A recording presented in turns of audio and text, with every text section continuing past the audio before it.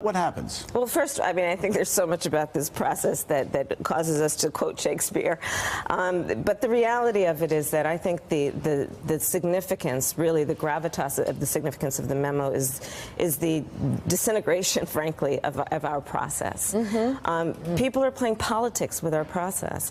And when it comes to classified information, we have to understand that we should not be weaponizing it, that we have to have integrity, that the Russians, I think, frankly, are sitting back eating the popcorn watching this. Right.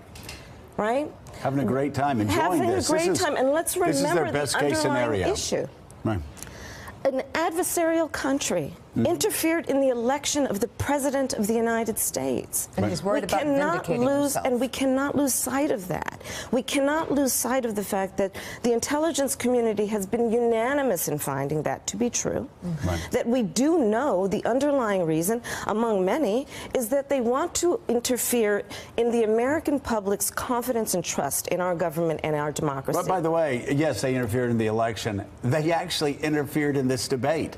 Hashtag release the memo. I mean, you're the expert on the bots, but release the memo. The Russian intelligence services, the Russian bots got energized and engaged in that debate that was meant to help interfere with an investigation against Russia. This is we don't have to go back to 2016. Joe. This is a couple of weeks right ago. Now. They never stopped interfering in our politics. They have ongoing information operations on social media designed to disrupt our own debates and our own politics. It didn't end when the election did. It's still going on. But yet, Senator, we're doing the work for them. Well, I mean, they're like we're in the audience. We are proving some of us to be pawns in a game that the Russians have created the rule book for. And they're still on the chessboard. They're still playing in this game.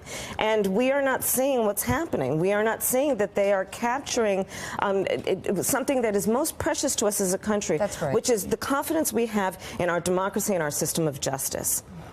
And they have been successful in using Americans who hold positions of power and leadership, supposedly, to be pawns in this game. And let's not lose sight of the fact that we should be thinking about this issue of Russia's interference not only by looking in the rearview mirror at what happened, but looking at 2018 and what is predictable. What is predictable, to your point about the bot interference in the discussion about the memo. 2018 is around the corner. Okay, so what responsibility does Facebook, Twitter, and other social media sites, what responsibility do they have? Everyone has a responsibility. To aggressively seek, not just say, oh, we're going to make this change, we're going to make that change. I mean, you look at Facebook's response, it changed over and over. Oh, what you do about nothing. Oh, it's bad, we might look into it. Oh, I mean, it's still happening. It's still happening on Twitter. When's it going to stop? What can you do? I guarantee you, if this network just did a feed to RT and let that start streaming across, I mean, you all would come in and you would regulate us. So why does Facebook, why does Twitter, why do these big tech giants, why are they still allowed to have Russian bots interfering with a debate that has to do with the investigation into Russian interference in our election?